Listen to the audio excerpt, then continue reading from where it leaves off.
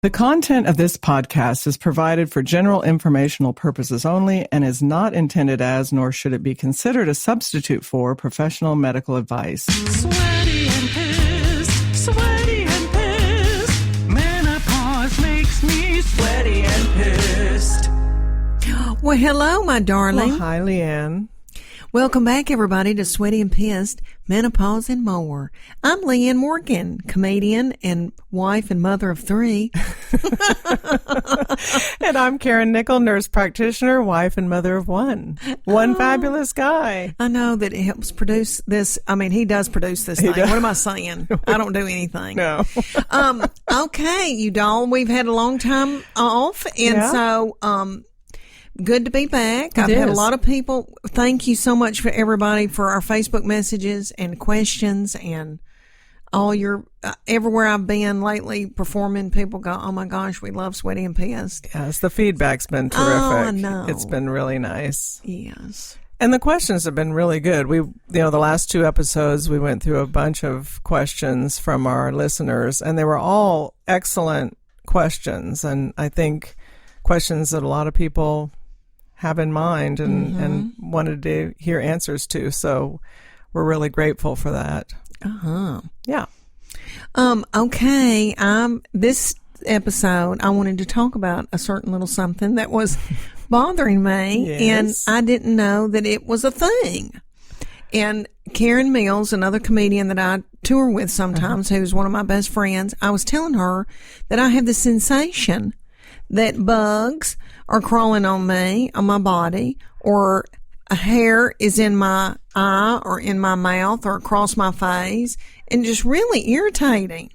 And I think a lot at night. It was happening a lot at night, but also during the day. And she said, Suzanne Summers talks about it. It's a thing, Leanne, and it's called, and what did you tell me it was called? Formication. Formication. And we're not saying fornication. I know I was going to say that sounds like something from the Church of God. Although we do talk a lot about that. Yes, and someone asked on our Facebook page, what about painful sex during menopause, her fornication?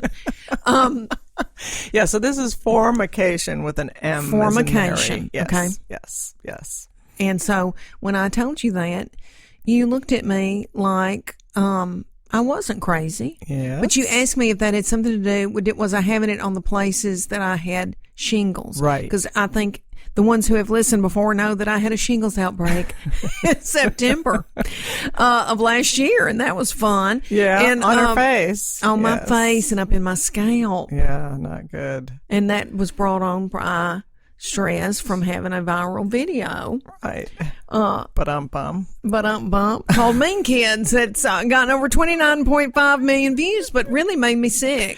Yeah. It was a blessing. Yeah. But you can look it up on Facebook, YouTube, all that stuff. But anyway, yes, I think that threw me into the shingles. But anyway, so now fast forward how many months, and I feel like bugs are crawling on me.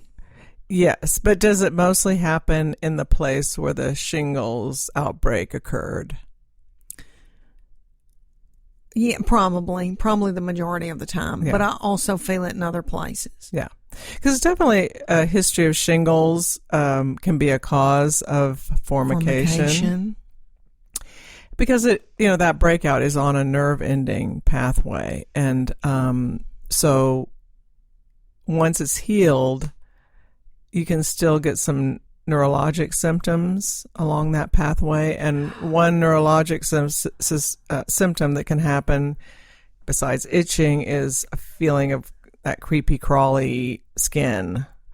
And there are medications you can take to help with nerve symptoms if it's really bothersome. There are things like gabapentin and Lyrica that can help with nerve pain, but also can help with any kind of post-herpetic neuralgia or neural symptoms. So if it's bad enough to warrant taking a medication, we do have those medications. I know y'all gave me gabapentin when I had the shingles. Right. And I still have some of that. So is that, if this started bothering me, would I take it every day, or would I just take it when I needed it? Well, if symptoms are mostly at night, especially, and are happening every night, and they're disturbing your sleep, then it would be worthwhile to take it every night at bedtime.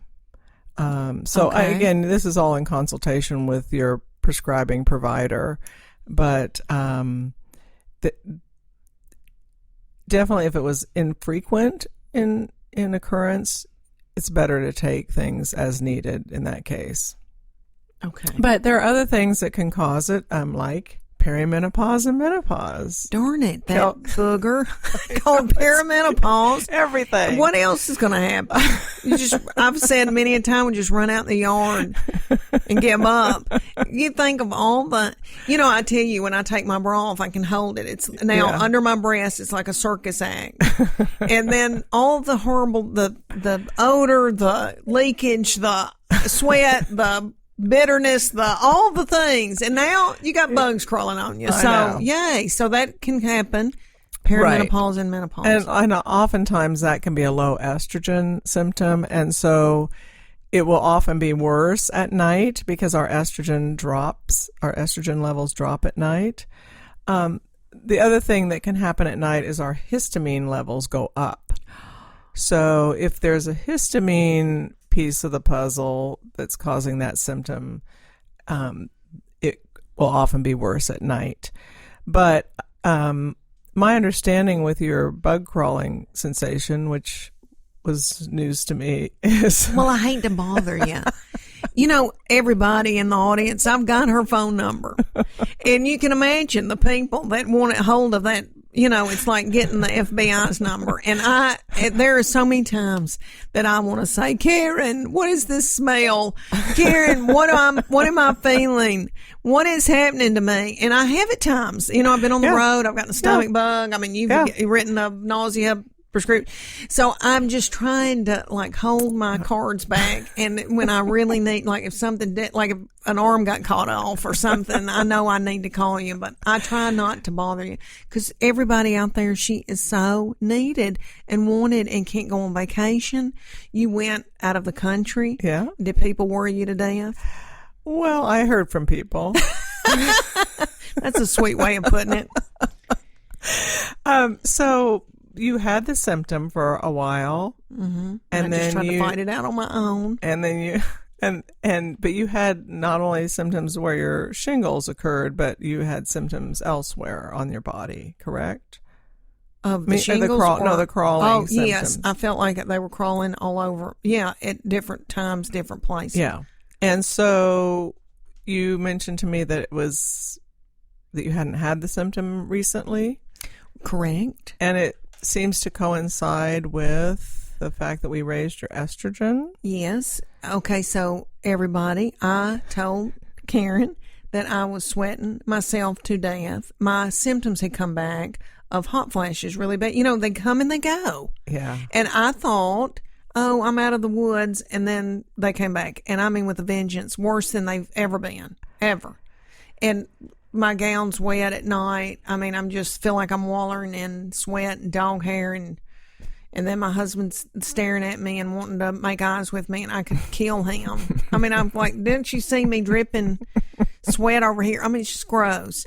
So anyway, yes, I got hot flashes horrible again. I did reach out to you about that. Yeah, so we need to work on that. But with the estrogen dose increase, your formication. Yes, you told me to do 3 clicks morning and night of my estrogen cream, and I did it. And that, I don't feel like bugs are crawling on me anymore. Yeah. So we have to remember that that's one of your low estrogen symptoms. Okay. To keep an eye out for, because clearly that you have had shingles, so that's a possible trigger. And then some medications are triggers, like Wellbutrin can be a cause of that sensation. But for someone like you, I would look at other things like your hormones before I would take someone off of Wellbutrin. I would and what check else all you the say, other Lunesta? things off. Sometimes Lunesta can do Lunesta will cause it. Ritalin, some ADD meds can cause it just because they're stimulant. course, some illicit drugs like heroin and methamphetamine will also trigger, you've probably heard about people who've taken heroin who feel like bugs are all over them. I've seen that. Because it is, not to discount that it is happening, because it's a real symptom, but it's a hallucinatory type symptom, because it's not an actual rash, or there's no visible sign of a skin problem. So it's definitely happening, but it's something that you don't see, so it's considered a hallucinatory symptom. Well, and let me tell people that I'm not hanging out with people on heroin. I volunteer with the homeless charity in Knoxville, Tennessee, and every once in a while, you'll see someone scratching at themselves, picking, and they told me that was a sign of someone on heroin. Yeah, because they're feeling that creepy crawling, so it can lead to itching. Some people because it is a neurologic problem, can end up with a burning sensation, something that we call paresthesia, where we have nerve symptoms that can cause itching, burning, creepy crawly sensation. So definitely you want to look at your med list. There are definitely neurologic diseases where we see that symptom, including Parkinson's disease. Some people will have that creepy crawly feeling on their skin. So it's definitely real, and it's definitely, could be medication related. So if it's really problematic and persistent, it's changing your quality of life, you really need to have someone look into that and let someone know that that's happening to you. Because medications can be changed, because even things like SSRIs like Prozac, Paxil, Zoloft, those Lexapro, those medications can also cause that symptom. Wow. And everybody's on that. Okay, let me ask you this. And I know I'm going off in a rabbit hole on this, but with my shingles, I've been meaning to ask you this. And since we're on creepy crawly bug things, should I get a shingles vaccination? Yes. Okay. Because I just haven't been in to see you, and we haven't talked about this. But there's an old vaccine, and there's the new vaccine. Do you like the new vaccine? Well, the old vaccine was a live virus, so that was problematic for a lot of people, especially who have autoimmune disorders. So a lot of rheumatologists didn't want their patients having that vaccine because it is a live virus. And it was indicated for people over age 60 and over. So that's why you've never had that vaccine, because you're not 60. No. You're a youngin'. So this new vaccine, let me back up. And that vaccine that was a live virus called Zostavax is about 50% effective. So this new vaccine is indicated at age 50. So we can do it at a much younger age, which is good. And it is not a live virus. It is a series of 2 vaccinations 2 months apart, and it is 90 to 95% effective. Even for someone who's had it? Well, even more so. I mean, because you want to suppress further outbreaks. And the old virus, we always had people, if you had an active case of shingles, we like to have our patients wait 6 to 12 months before getting that old vaccine that was a live virus. But this one, you don't have a waiting period. I would definitely wait until someone had cleared the lesions and were feeling better. They're feeling well before giving the vaccine. But it's not as crucial to wait that long to give it after a shingles outbreak.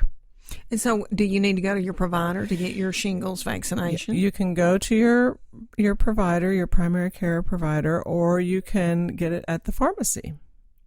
And it is a pricey vaccine, but about 95% of insurances are covering it well. So before you go to get the vaccine, I would contact your insurance and I would ask 2 questions. I would ask, is it covered on my insurance? And what is my out-of-pocket cost?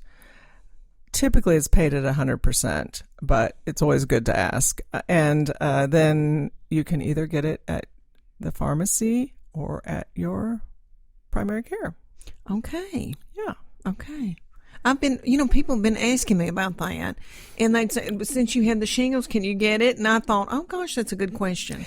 Yes, and you should. And CDC even recommends if you have not had chickenpox that you go ahead and get the get the vaccine, excuse me. Although I have patients come into me all the time saying, "Oh, my mother told me I never had chickenpox," and I said, "Well, we'll just draw a titer and we'll just see how that looks." And 100% of the time, they've had it. They've had it, and I tell them, "I'm sorry to challenge your mother." I know that's hard, and she just couldn't remember. Yeah, because you were 4th out of 5. I mean. Oh, Lord, and if you had one pock on your head, on your scalp, or someplace where it couldn't be seen very well, and she's got 3 other kids who are covered in pox, then they're not likely to notice.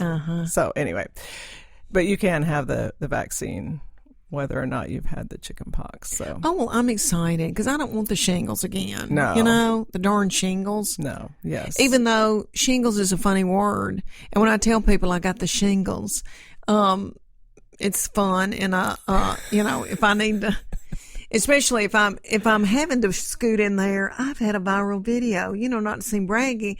Then I follow up with, but it gave me the shingles. And then people are like, oh my gosh. Yeah. Well, I'll look it up. Yeah. Okay. Well, good to know. Yeah. So we could actually give that to you next time you come in. Okay. It came out about, let's see, I think it was February of last year. So February 2018, but it was in very short supply for a long, long time. But now it's much more readily available. So okay, because I've had people say to me, our Walgreens didn't have it, our CVS didn't have it, but it's okay now. It's better. A lot of those big pharmacies have a long waiting list because of that shortage for a long time. So you may still get stuck on the end of a waiting list, unfortunately, until they get all caught up. But it is more available than it was for sure. Okay. All righty. Well, I think we covered all that. I think we covered formication. I know. I think it was. See, that's another funny word. That is a funny word, formication. And can I tell people that I'm going to be, because when this airs, I will be in Chicago, July 18th through the 20th, then Tampa, Florida, the 24th of July, and Orlando on the 25th. Wow. And so if you're in that area, please come out and see me. I'll be at the Zanies Chicago and then the Improvs in Tampa and Orlando, and you can go to leannemorgan.com and get tickets. Perfect. Or you can go find where to get tickets. A link. There's a link there to to purchase tickets. Perfect. Yeah. Okay, all you people in Chicago and Florida. I know. Get your tickets. I know. I hope they come out. I know. You'll love it. I know. I've got formication. The least y'all can do is come out and watch me. I promise I won't be scratching myself. Okay. Well, you don't. Well, we'll see you next time. Yeah, we will. Okay. Take care. Goodbye. Bye.